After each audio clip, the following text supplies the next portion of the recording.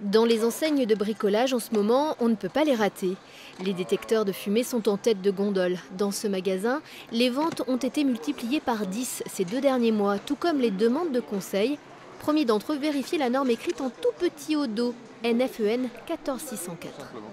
Donc après, vous avez différents produits avec différentes garanties, ce qui est important. Et c'est la pile qui est à l'intérieur qui va faire que si elle est en lithium, par exemple, on va mettre sur des garanties de 5 ans ou des garanties de 10 ans.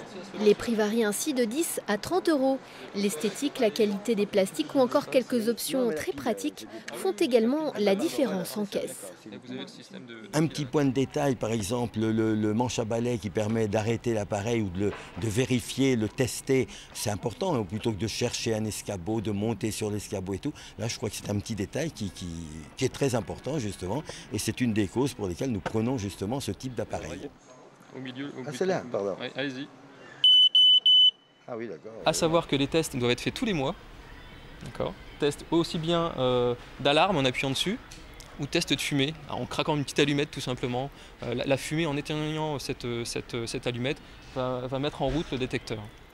En France, chaque année, les incendies domestiques font 800 morts.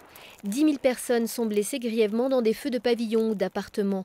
Les détecteurs servent à donner l'alarme, surtout la nuit, moment crucial où la vigilance est en sommeil. Encore faut-il savoir bien placer son appareil.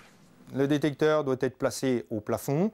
On essaie le plus possible en partie centrale, bien sûr, de la pièce, pour que la fumée soit détectée le plus rapidement possible, toujours en partie haute.